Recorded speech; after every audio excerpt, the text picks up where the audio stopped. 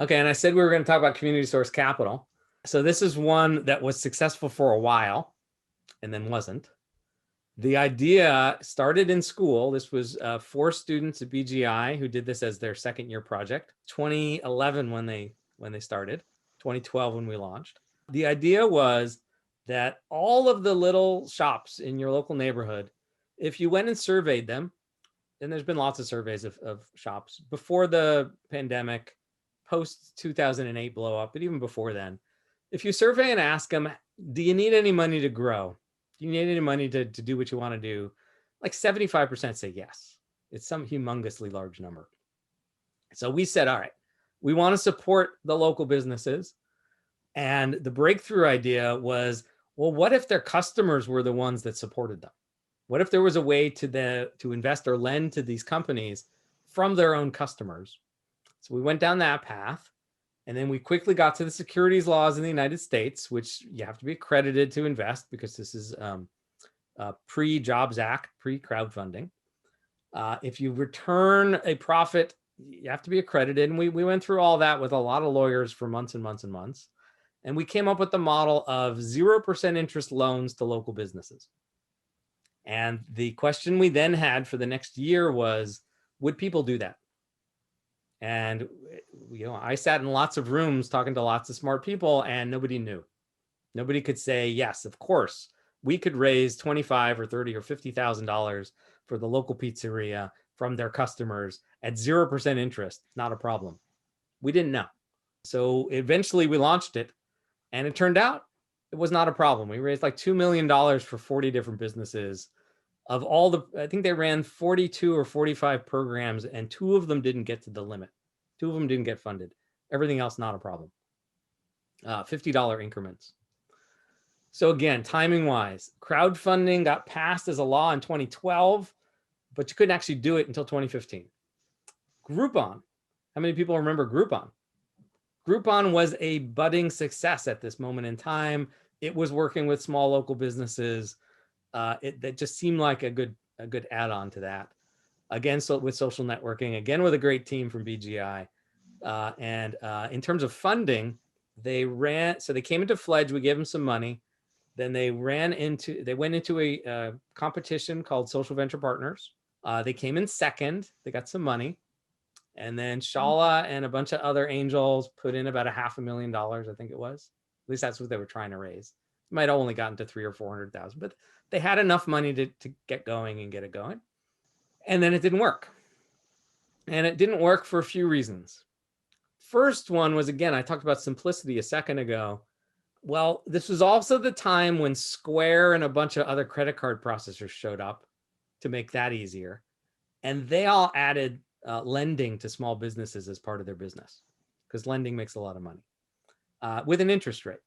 So you could either have a 0% loan from community source capital, which had a fee associated with it. So let's just call it 7% loan, or you could pay Square like 15%. And everybody chose Square over us that we talked to, except for the 40 the 40 that chose us didn't look at Square for whatever reason, but almost everybody else was choosing Square because it was easy. You go online, you sign up for their system, you press a button, you get money in your account the next day. They just made it easy, and these small businesses don't like complications. So we got outcompeted in terms of selling to customers. And that's really what number 2 is about. We worried for a year and a half about the lenders, and what we should have worried about was the borrowers. We should have figured out, how do you get a small business to say yes in an hour conversation? Because every single one of those 40 campaigns we ran took hours and hours in multiple meetings. And it just cost us too much to get a customer to say yes. Every time a customer said yes, we lost money. We actually saved money when they said no quickly. That was the fundamental flaw here. That's one that a lot of companies have. Cost of acquiring customers is much harder and more expensive than you think. And then the third one is, despite the fact we had this amazing team, they just held on to their model for too long. Like they should have done, after the first 20 campaigns succeeded, it should have turned around and said, okay, but they're not flocking to us. The phone is not ringing incoming calls asking for these campaigns. We have to figure out a way to get it to ring and have incoming incoming calls instead of outgoing calls. And they didn't try that until it was too late, and ran out of money because every customer cost us money. In terms of Groupon, if you remember them, they're actually the fastest growing company to $1 billion valuation of all time.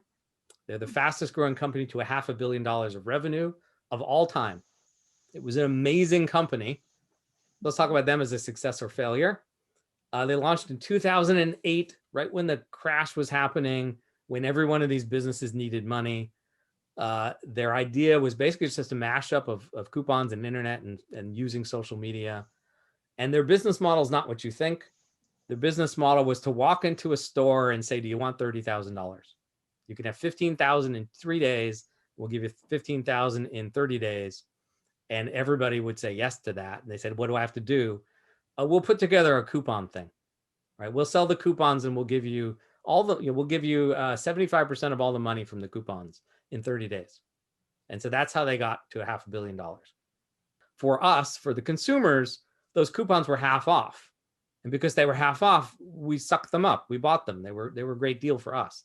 They were a terrible deal for the businesses, but they didn't care because it was a choice between going out of business or having $30,000 in the bank. By short-term thinking, that's what it was about. So it worked as a business model for a while. And in terms of funding, $4.8 million in funding in the first year, $30 million in funding in year 2, $135 in year 3, and then $950 million in year 4, and then they went public. So that's plenty of funding. That's what a rocket ship looked like. And again, fastest rocket ship ever. And so was it a good investment? And the answer for the VCs and the angels was yes, absolutely. It was a great investment. So they probably bought them for $1 or $2 or $3 a share. And they sold for, 500 on day one, and it bounced around the 400s for a while. But if you were an IPO buyer and you bought the shares on day one, well, it's been a terrible investment because it was $35 a few days ago. And it was $9.60 in the midst of the pandemic. So important point about this deal, it wasn't that great for the private equity investors because of a super common thing called lockup. Yeah, so it's not common, it's actually a law. So if you're a private owner of a company when it goes IPO, you can't sell your shares for 180 days. So whoever put the last money in, that $950 million round, they were valuing the company at a many billions of dollars.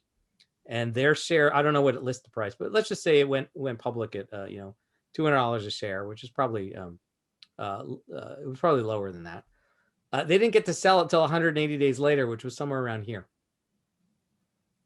So the last round probably lost money. The round before that and every round before that, venture capitalists don't hold public shares. That's one of the ways venture capital works. It's just one of the unwritten rules. And so for all of them, they made plenty of money. Even they sold it on day 180, and they made money even though it went down. Even if they sold it right there, they still made money. It's really the public investors that have lost money on Groupon.